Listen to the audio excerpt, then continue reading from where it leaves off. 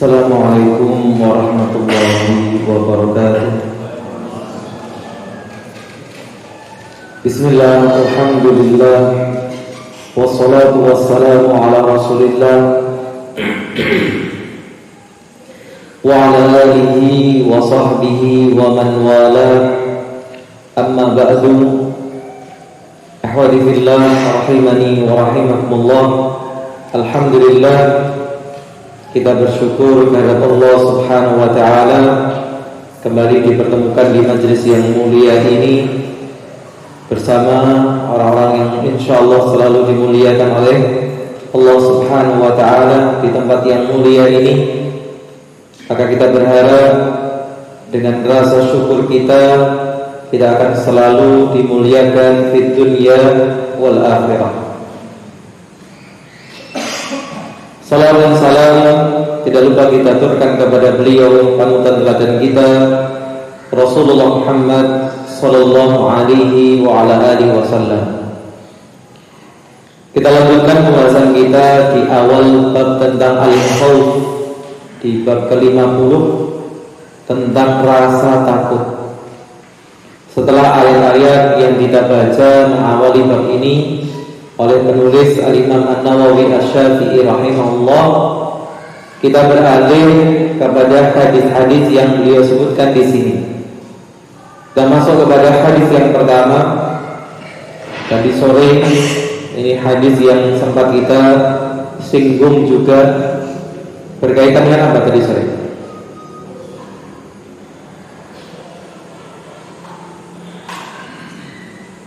Agar kita menjaga keikhlasan kita. Kenapa kita perlu takut kepada Allah? Kalau kita tidak memperbaiki hati jiwa kita, menyembunyikan niat yang tidak baik,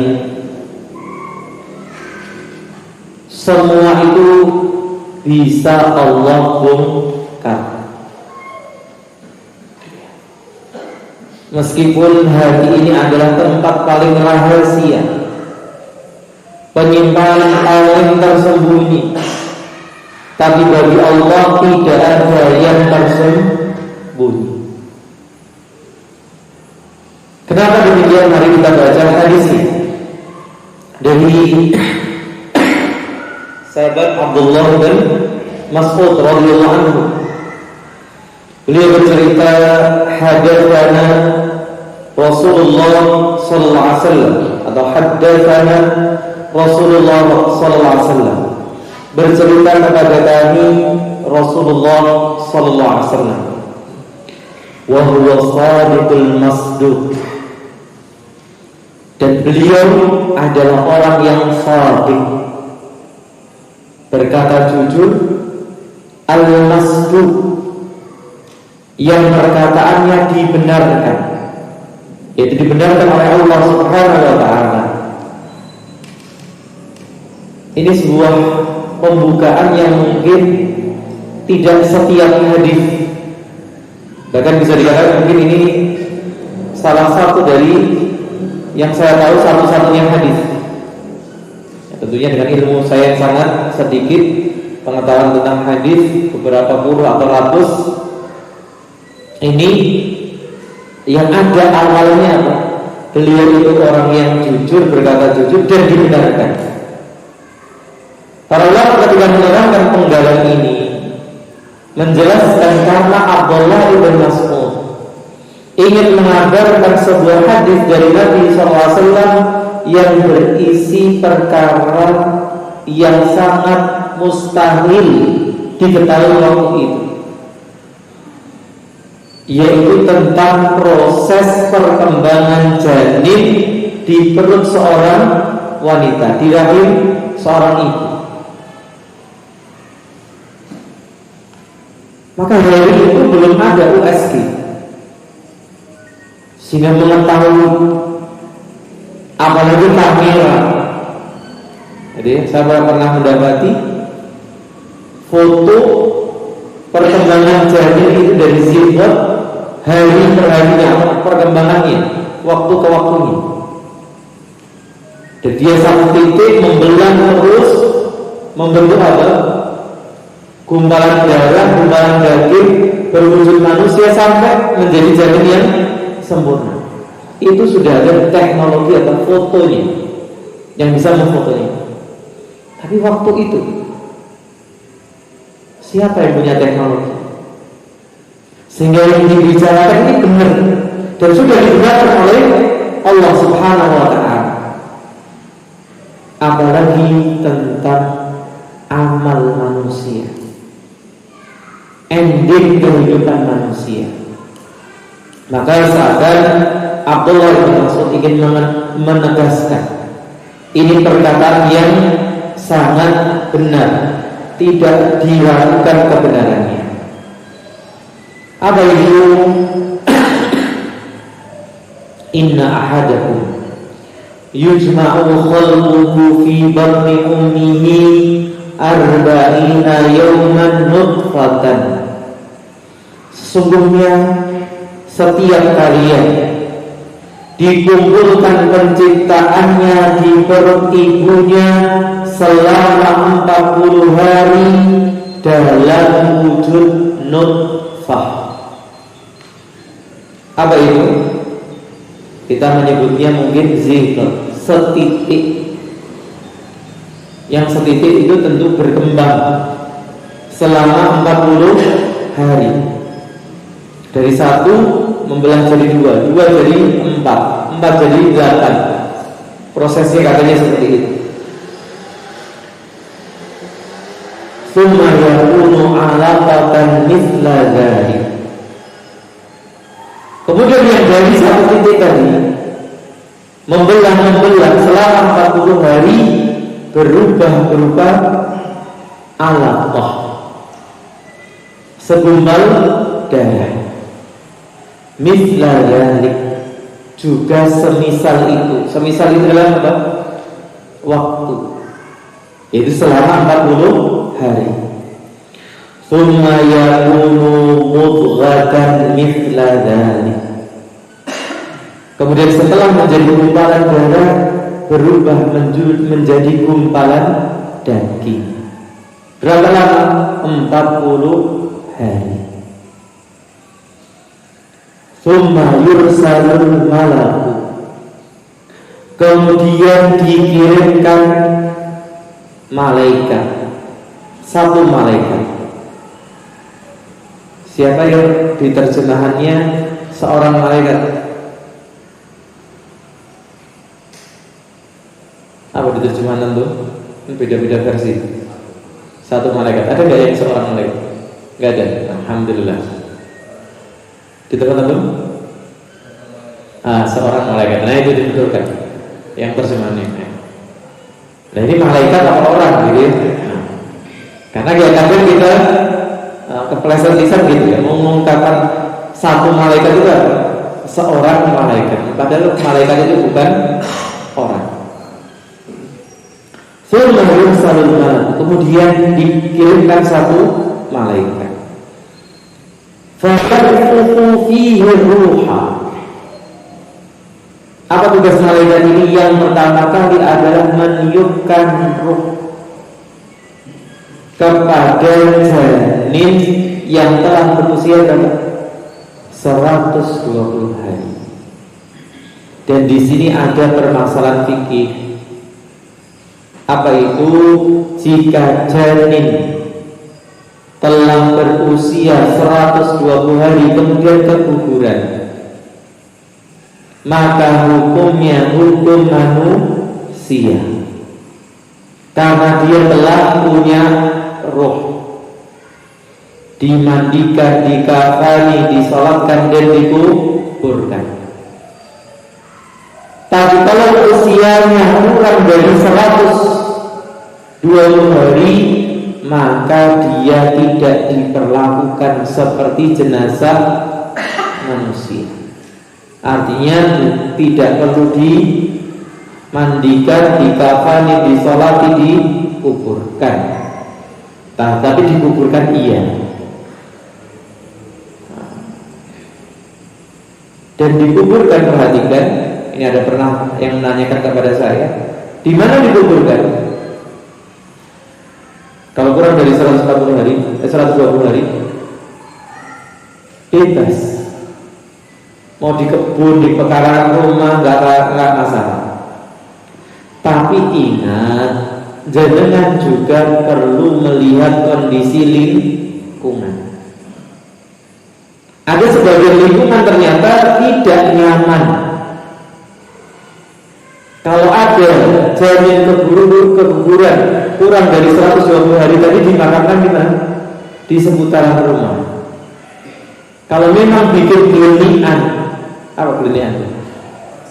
Rasanan, kunjingan kanan kiri ya sudah. Di mana dikuburkan? Di kuburan. Karena di rumah boleh, di kuburan boleh nggak? Boleh. Nah, kalau memang boleh ya apa? Dikuburkan sana untuk menghindari apa tadi? Kunjingan atau keresahan masyarakat sekitar. Jadi jangan antumnya juga takut. Wis ora apa-apa, wis karepe kono cangkem-cangkeme dhewe ora ngomong. Nah, enggak juga. Jadi, kenapa jangan sampai maslahat yang lebih besar, antum bisa mendakwai lingkungan dan sebagainya, hilang kesempatan itu hanya masalah seperti ini.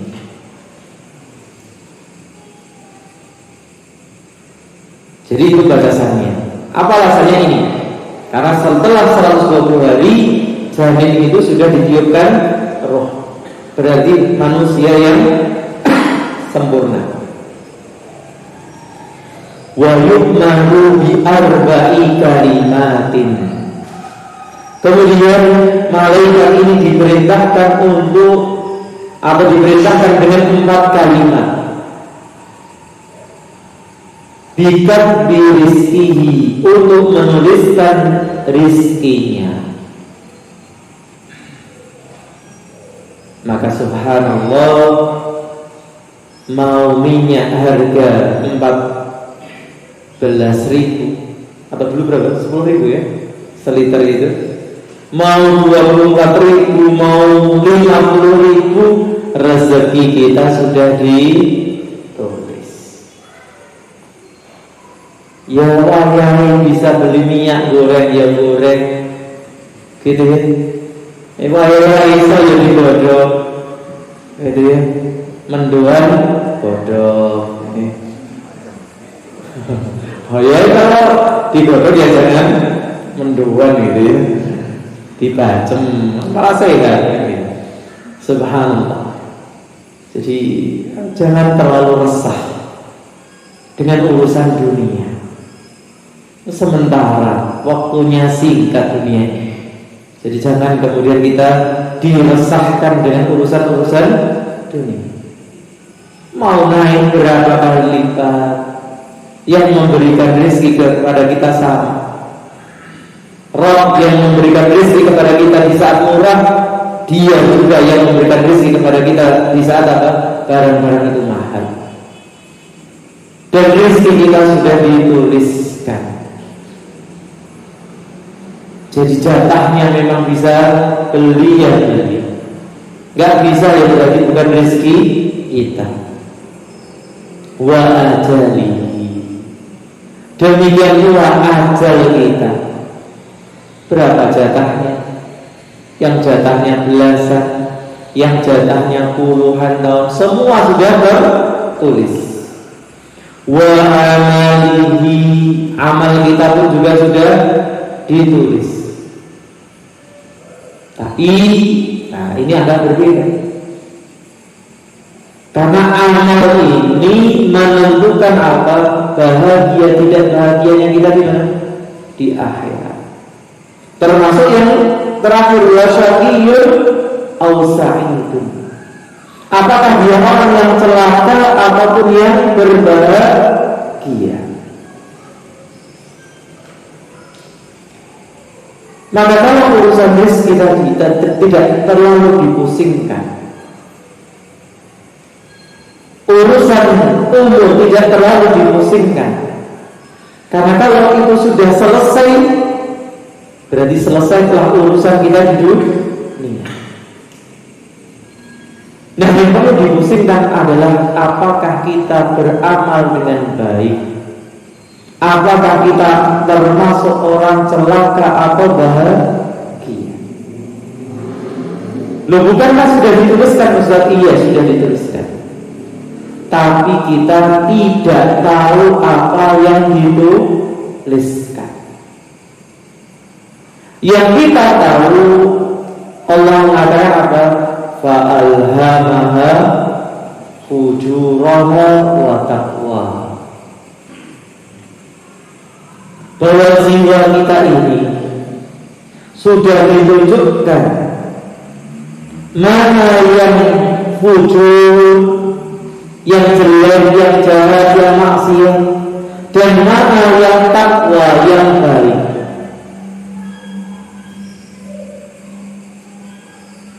Dan Allah mengatakan setelahnya apa? Qad aflaha man zakkaha wa qad khaba man dassaha. Kalau kita ingin beruntung di dunia sebelum beruntung yang hakiki di akhirat, karena kita sama-sama tidak tahu apakah kita ini orang celaka atau orang yang bahagia. Tapi Allah telah mengabarkan, beruntunglah orang yang mensucikan jiwanya dan rugilah orang yang mengotori jiwa.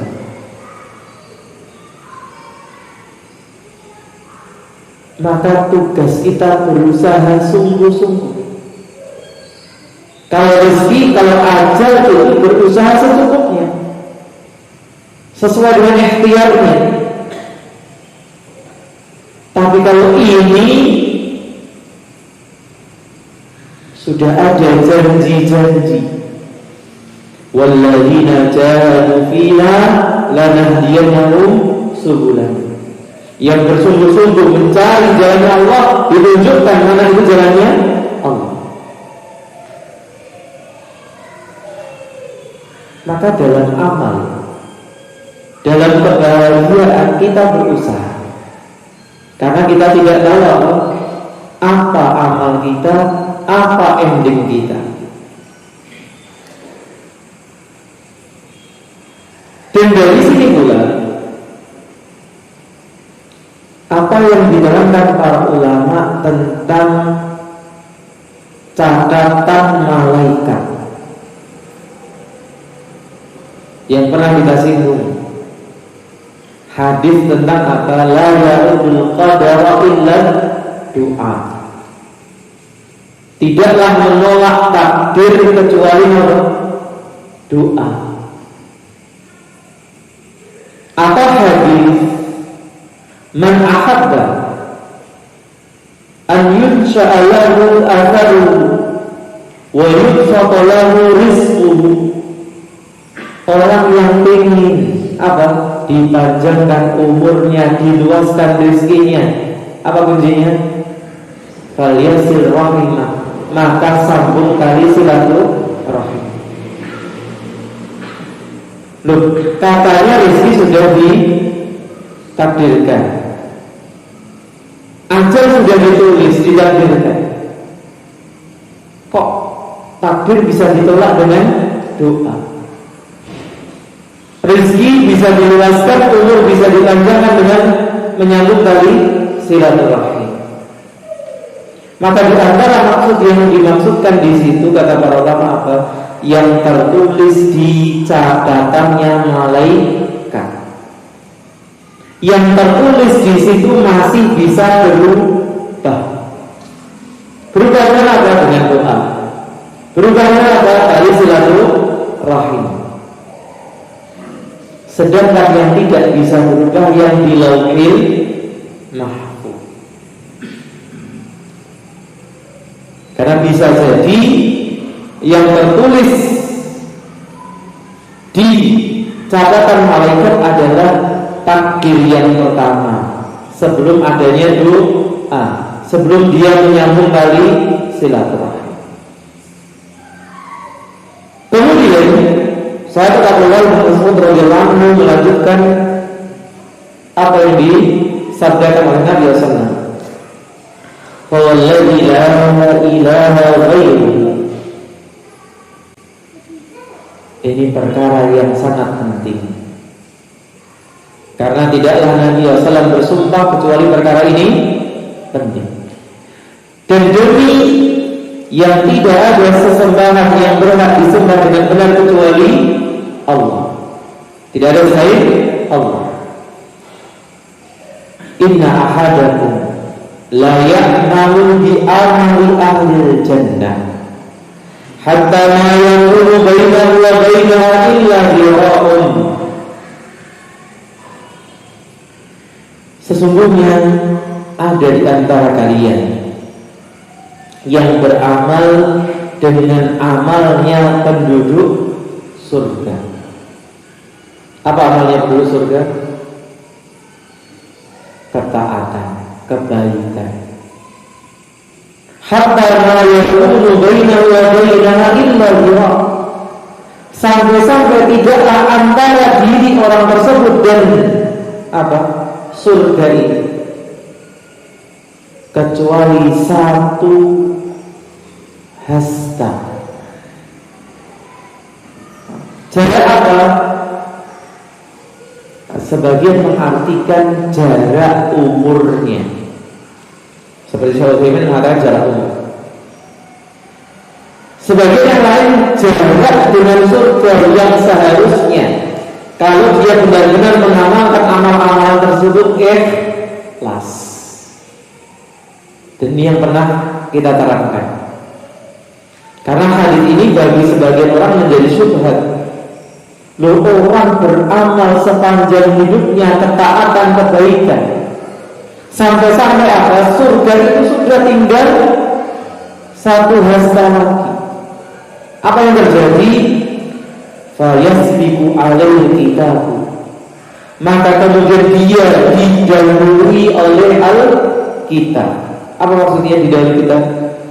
Didahului takdirnya, bahwa dia itu bukan penduduk surga. Faya'malu bi amali ahlin nar. Kemudian dia beramal dengan amalan penduduk neraka. Fayadkhuluha. Kemudian dia akhirnya masuk ke neraka. Apa kata sebagian orang tadi? Tinggal sedikit lagi masuk surga, Allah merubah amalnya. Apa Allah enggak zalim ini? Ini syubhat sebagian orang. Maka syubhat itu ternyata terjawab dengan adanya sebagian riwayat lain yang mengatakan apa? Fima yalharu linnas. Dari apa yang nampak pada manusia. Jadi amal-amal ahli surga yang dia amalkan itu yang dilihat oleh mata manusia, yang kita sebut juga dengan timbangan zahir. Sholat iya, puasa iya, sedekah iya, haji iya, umrah iya. Tapi ternyata timbangan batinnya dia goncang, dia tidak penuhi. Dia beramal itu tidak ikhlas. Dan ini yang kita bahas tadi sore. Ketika Allah mengatakan qad aflaha man zakkaha wa qad khaba man dassaha. Maka seharusnya manusia dalam amal yang memulai dari perbaikan apa? Jiwa dan hatinya. Karena meskipun secara zahir yang kelihatan sholatnya, puasanya, zakatnya, sedekahnya, sumbangannya, berbuat baiknya luar biasa, tapi kalau itu dilakukan apa? Tidak ikhlas, sia-sia. Dan bisa jadi seperti di sini apa? Allah bongkar itu di dunia, atau Allah bongkar di mana? di akhir. Seperti hadis apa? 3 golongan, 3 orang yang pertama kali diseret ke neraka. Siapa itu? Ahli ilmu, ahli sedekah dermawan, ahli perang, ahli jihad mati syahid. Si ahli ilmunya ketika diklarifikasi, nikmatku apa nikmatku untuk apa kamu gunakan? Untuk belajar, untuk mengajar, untuk membaca Al-Quran, semua karena ya Allah. Tapi jawaban Allah, kadzabta, kamu ngapusi, kamu berdusta. Kamu belajar mengajar supaya dibilang alim. Kamu membaca Al-Quran supaya dibilang qari wa qatil. Kalau jangan ingat, saya selalu mengatakan bagian paling menakutkan dalam hadis ini adalah wa qatil, dan sungguh sudah dikatakan. Artinya orang ini di dunia dikenal ustaz, kiai, pak guru, alim, syekh. Oleh hadis ini paling berbahaya untuk siapa buat yang ngomong sendiri. Jangan-jangan dikenal di dunia ustaz, ternyata yang pertama dilempar ke neraka. Na'udzubillah. Subhanallah. Maka bisa jadi Allah membongkar di dunia di mana orang yang kelihatannya dulu baik berubah. Maka itu juga yang dikatakan oleh Ustaz Firanda dalam keterangan tafsir tadi. Orang kalau beramal bukan karena Allah pasti akan berubah. Karena yang dia cari seringkali tidak ketemu. Orang beramal karena dunia, karena ingin cari jabatan, tidak dapat jabatan, sudah berubah. Ingin cari harta, tidak dapat harta, berubah. Ingin dapat pujian, tidak dipuji, berubah. Na'udzubillah min dzalik. Maka ini poin yang berkaitan dengan pembahasan kita. Kita perlu takut terhadap apa yang tersembunyi dalam hati kita. Memang orang tidak akan tahu. Jadi saya berbicara seperti ini, apa niatnya? Ada yang tahu? Tidak ada yang tahu. Hanya Allah yang tahu. Dan yang punya niat. Ketika kita beramal ini, bahkan orang sholat jejeran, tahu nggak sebelah kita apa niatnya? Tidak tahu sama sekali. Tapi Allah Maha tahu. Dan Allah Maha mampu membuka kedok aib siapapun. Kita bisa melihat bagaimana berita belakangan ini ya, orang yang pamer kemewahan kayak Allah buka kedok. Itu baru perkara ini. Ini yang berbahaya lagi adalah perkara akhirat. Ya kalau dia dimiskinkan dunia, ya selesai urusan dunia. Tapi bagaimana kalau kita dimiskinkan apa pahala kita? Habis. Ternyata kelihatannya sholat, ternyata tidak ada catatan apa-apa. Karena sholatnya ingin dipuji. Kelihatannya puasa, tidak ada catatan apa-apa. Karena ingin dipuji. Waliyadu billah. Sebaliknya, wa inna ahadakum la ya'malu bi amali ahlin nar. Dan sungguh ada di antara kalian yang beramal dengan amalnya apa? Penduduk neraka. Hatta la yakunu bainahu wa bainaha illa dhira'. Sampai-sampai antara dirinya dengan neraka itu tidak lain tinggal satu hasta. Fayasbiqu alaihi kitab. Tapi kemudian dia didahului oleh apa? Catatan takdirnya bahwa dia itu bukan penduduk neraka. Fayamalu bi amali ahli jannati fayaquluha. Maka dia pun beramal dengan amalnya penduduk surga, akhirnya masuk ke surga. Penggalan ini bukan alasan kita untuk apa? Bersantai-santai dalam kemaksiatan. Karena kita tidak tahu apakah kasus ini terjadi kepada kita ketika kita berbuat maksiat.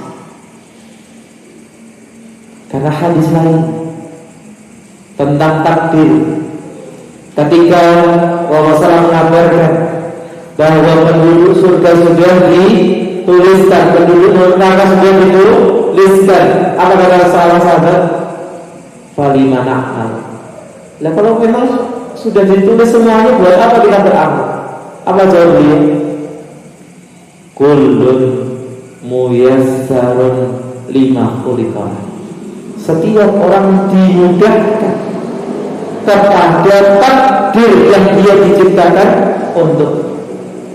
Yang ditakdirkan ke surga dimudahkan ke jalan penduduk surga.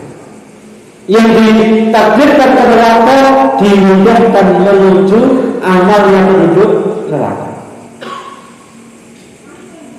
Maka kita melihat dengan mata kepala kita sendiri, ada orang Masya Allah